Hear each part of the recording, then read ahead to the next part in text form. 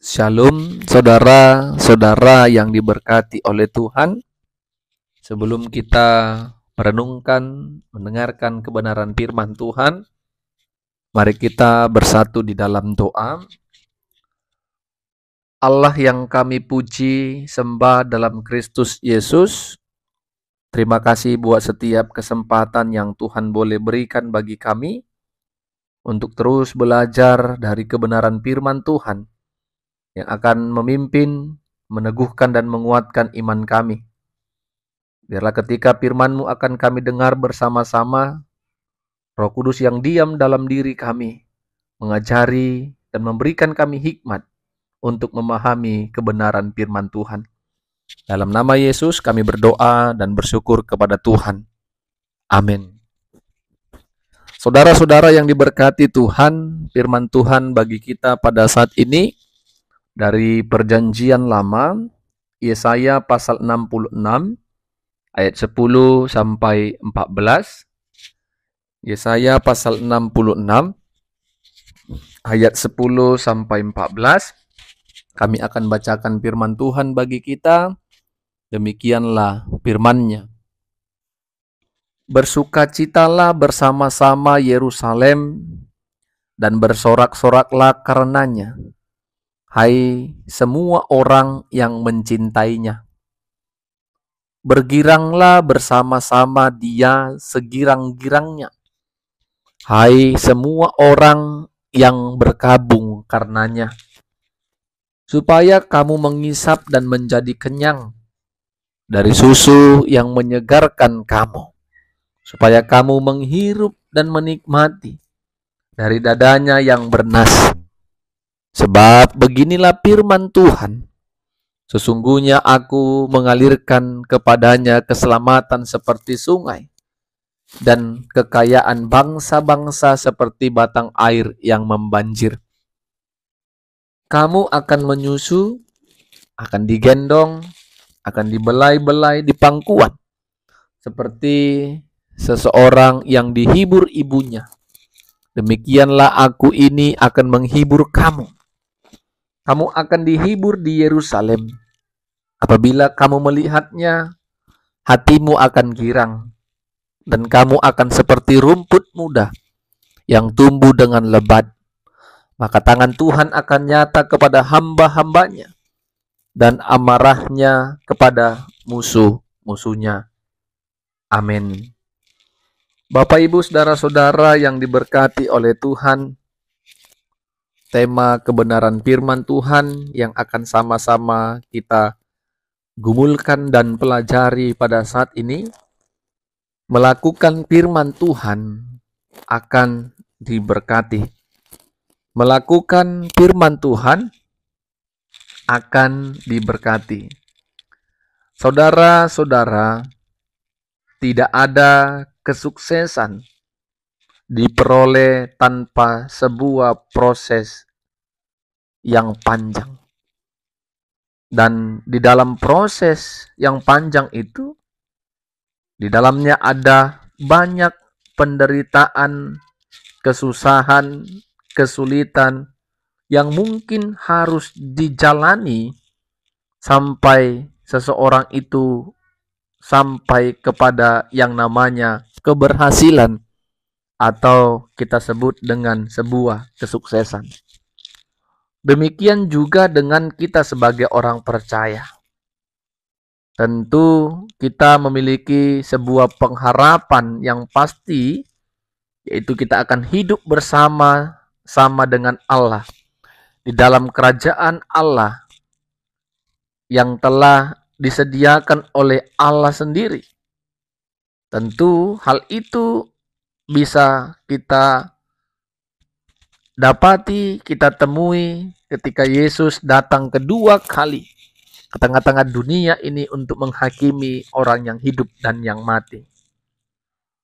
Tetapi saudara-saudara yang dikasihi Tuhan, untuk mencapai harapan kita tersebut, untuk bisa masuk ke dalam kerajaan Allah, orang-orang percaya harus hidup dalam sebuah proses yang sangat panjang dan tentunya tidak akan kita ketahui kapan proses itu berakhir sebelum Yesus Kristus datang kedua kalinya. Sebuah perjalanan iman yang sangat membutuhkan kesabaran, perjuangan. Karena dalam perjalanan iman kita tidak akan diperhadapkan dengan tantangan atau masalah. Masalah, tantangan itu menjadi bagian proses kita untuk bisa mencapai harapan kita tadi bersama dengan Tuhan dalam kerajaannya. Apa yang disampaikan oleh Yesaya ini adalah sebuah harapan, gambaran Allah yang penuh kasih akan memberkati orang-orang yang percaya pada Tuhan. Bahkan memberkati orang-orang yang memelihara dan melakukan perintah-perintah Tuhan. Bersukacita dan bersorak itulah yang harus kita perlihatkan. Karena berkat Tuhan yang diberikan kepada kita. Gambaran seorang ibu yang memberikan susu kepada anaknya adalah sebuah penekanan kasihnya yang terbaik akan diberikan kepada anaknya. Selain itu, ibu juga akan menghibur anaknya. Di dalam kedukaan, dalam kesusahan, derita yang dihadapi oleh anaknya. Sebuah gambaran yang sungguh kita boleh lihat dengan sangat-sangat jelas. Seorang anak yang diberikan susu dari ibunya itu merupakan nutrisi gizi yang terbaik. Dikala anak itu menangis, dikala anak itu berduka, seorang ibu akan menjadi penghibur, satu-satunya teman dan sahabat anak tersebut.